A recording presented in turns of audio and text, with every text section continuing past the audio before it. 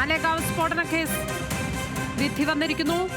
മുഴുവൻ പ്രതികളെയും വെറുതെ വിട്ടിരിക്കുകയാണ്. പ്രഗ്യാ സിംഗ് ഠാക്കൂർ അടക്കം BJPയുടെ മുൻ MP അടക്കമുള്ളവരെ വെറുതെ വിട്ടിരിക്കുന്നു. ഏറ്റവും പ്രധാനപ്പെട്ട വിധിയാണ് പുറത്തു വന്നിരിക്കുന്നത്. ഒരുപക്ഷെ അപ്രതീക്ഷിത വിധി എന്ന് വേണമെങ്കിൽ നമുക്ക് വിളിക്കാവുന്ന തരത്തിലൊരു വിധി പുറത്തു വന്നിരിക്കുകയാണ്. കേസിൽ ഗുരുതരമായ പിഴവുകളുണ്ടെന്ന് കണ്ടെത്തി മുഴുവൻ പ്രതികളെയും ഇപ്പോൾ വെറുതെ വിടാനുള്ള തീരുമാനത്തിലേക്ക് വിധിയിലേക്ക് എത്തിച്ചേർന്നിരിക്കുകയാണ്. മുംബൈയിലെ NIAയുടെ പ്രത്യേക കോടതി AK ലഹോട്ടി അധ്യക്ഷനായിട്ടുള്ള ബെഞ്ചാണ് ഈ കേസ് പരിഗണിച്ചത്.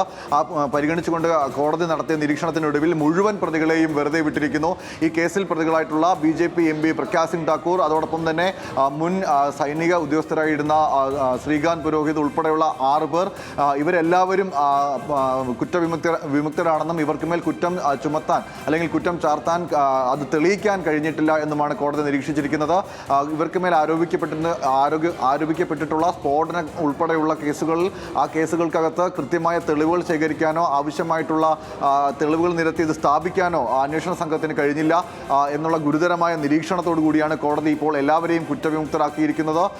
പ്രഗ്യാ സിംഗ് ഠാക്കൂർ BJP MP ഉൾപ്പെടെയുള്ള മുഴുവൻ പ്രതികളെയും വെറുതെ വിട്ടിരിക്കുന്നു എന്നാണ് NIA കോടതി ഇപ്പോൾ നൽകുന്ന വിശദീകരണം. അതിനകത്ത് ഏറ്റവും പ്രധാനപ്പെട്ട കാര്യം, ഈ കേസുമായി ബന്ധപ്പെട്ട് നമുക്ക് ആദ്യം മുതലേ അറിയാവുന്നത് വലിയ തരത്തിലുള്ള ഗൂഢാലോചന നടന്നിട്ടുണ്ട് എന്നുള്ള റിപ്പോർട്ടുകൾ പുറത്തു വന്നിരുന്നു. ഹേമന്ത് കർക്കറയുടെ അന്വേഷണം അത് സാധൂകരിക്കുന്നുണ്ട്. ഒപ്പം തന്നെ സ്ഫോടനത്തിന് നേതൃത്വം നൽകിയത് വിരമിച്ച സൈനിക ഉദ്യോഗസ്ഥന്റെ നേതൃത്വത്തിലായിരുന്നു എന്നുള്ള കണ്ടെത്തൽ ആ ഘട്ടത്തിൽ അന്വേഷണ ഘട്ടത്തിൽ അവർ റിപ്പോർട്ടിൽ പുറത്തുവിട്ടിരുന്നു. ഈ തുടങ്ങിയിട്ടുള്ള ഗുരുതരമായ ആരോപണങ്ങളും അത് തെളിയിക്കുന്ന വസ്തുതകൾ, ഈ ആരോപണങ്ങൾ തെളിയിക്കുന്ന വസ്തുതകൾ കോടതിയിൽ നിരത്തി ഇത് സ്ഥാപിക്കാൻ അന്വേഷണ സംഘത്തിന് കഴിഞ്ഞിട്ടില്ല എന്നതാണ് ഇപ്പോൾ കോടതി നിരീക്ഷിക്കുന്നത്. ഗൂഢാലോചനയ്ക്ക് തെളിവില്ല. കശ്മീരിൽ നിന്നും ശ്രീകാന്ത് പുരോഹിത് സ്ഫോടന വസ്തു വാങ്ങിയതിന് തെളിവില്ല. ഈ കേസുമായി ബന്ധപ്പെട്ട് DNA പരിശോധനാ ഫലം ശേഖരിച്ചിട്ടില്ല, ഫിംഗർ പ്രിന്റ് ശേഖരിച്ചിട്ടില്ല.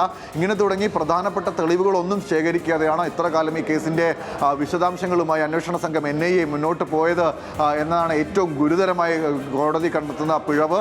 ആ പിഴവിനെ മുൻനിർത്തിക്കൊണ്ടാണ് ഇപ്പോൾ മുഴുവൻ പ്രതികളെയും വെറുതെ വിട്ടിരിക്കുന്നു എന്നുള്ള ഉത്തരവ് വിധി ഇപ്പോൾ കോടതി പ്രഖ്യാപിച്ചിരിക്കുന്നത്.